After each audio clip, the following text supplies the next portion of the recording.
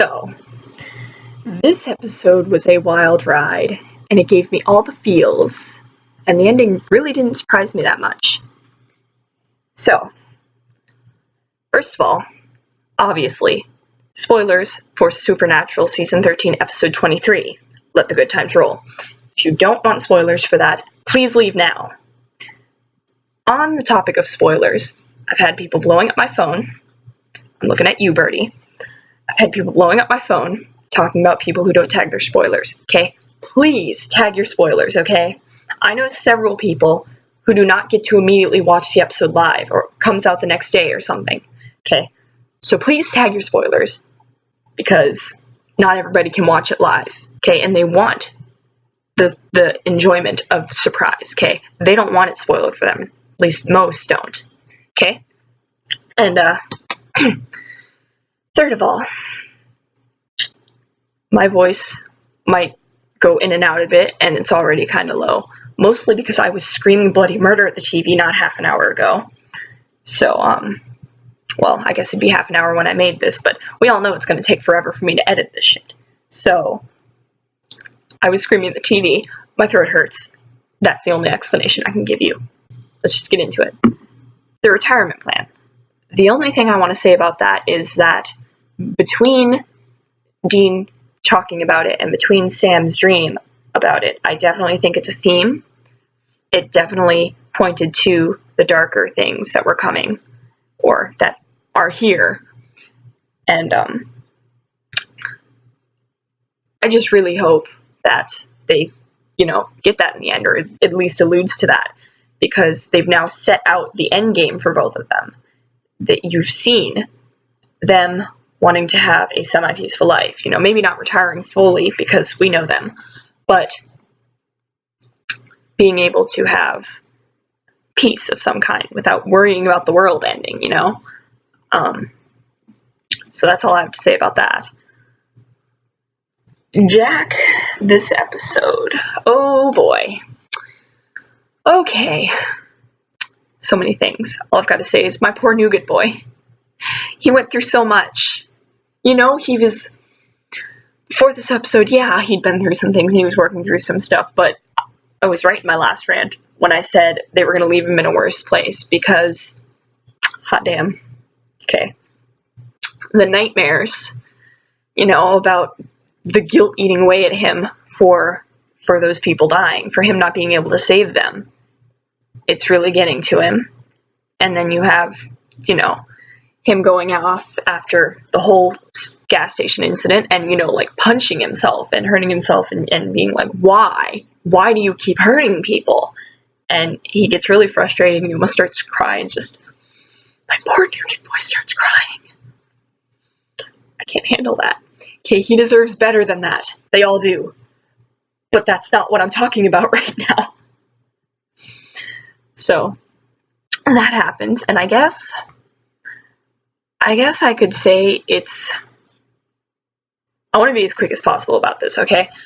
Season 13 has tackled a lot of mental issues and like trauma survivor issues, and I'm happy about that, but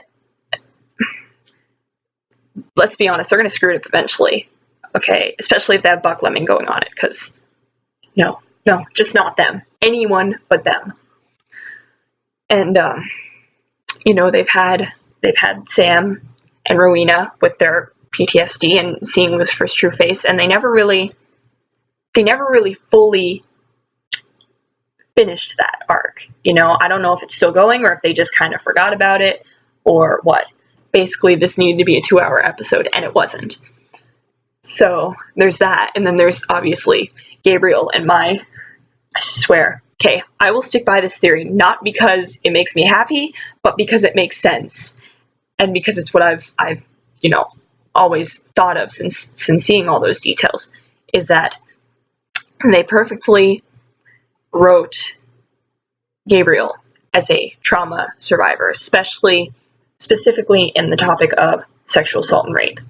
Okay, I've looked at the symptoms, and Richard has played other parts with PTSD and mental illness, and so he really knows his stuff, and you can see all of this throughout the episodes, but just skimming over that, they didn't really get a full arc with him either. I would say that, you know, his death was what did that, but it's really not, because it's almost no different than his death in season 5, and it pisses me off. But I'm getting off tangent here. We're still talking about our nougat boy.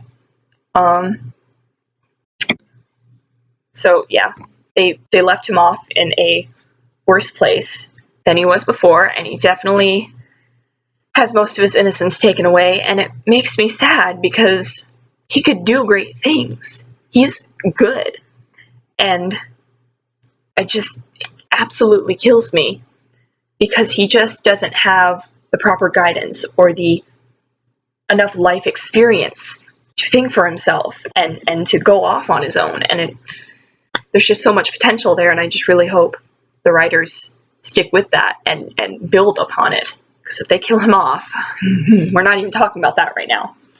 But another thing, so this chick, Maggie, died, and, you know, she's confirmed dead.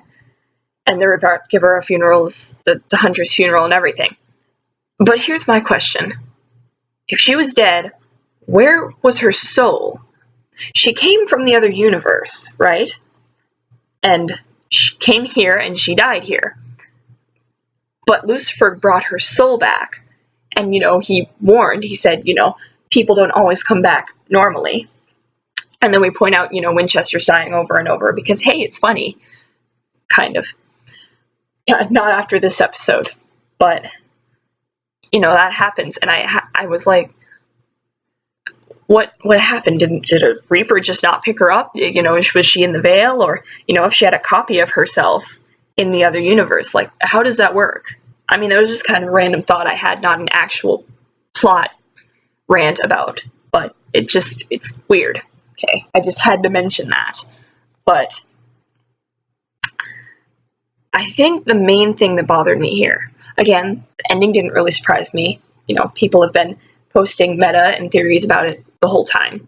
It really didn't surprise me. It still angered me and made me afraid for next season, but it really wasn't all that surprising. So I think the thing that really bothered me this episode was Jack and all his hardships going back to him, mostly because of, you know, he said, hey, you need to do something for me first to Lucifer before they left. And he's clearly, you know, he wants to bring her back.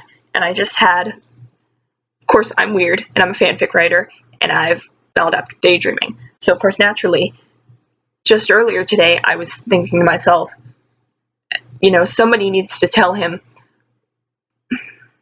someone besides my OC, somebody needs to tell him what's done is done, you know. You can't bring people back without consequences, clearly. So, it's just, again, he doesn't have much life experience, and he's hanging around with the Winchesters who die on a daily basis. Like, terrible example.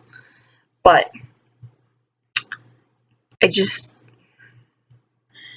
somebody needs to tell him, hey, these people are dead, right? And it wasn't directly because of you, but you were involved.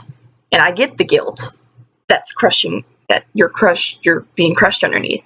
But you cannot try and bring up the past again. You cannot bring people back without consequences. What's done is done. The important thing is you need to know in the next step. How do I fix it? That's what you focus on. You know, how do I learn from my mistakes? How do I become a better person from knowing what I know? And I know it's not always the easiest, especially in this show, but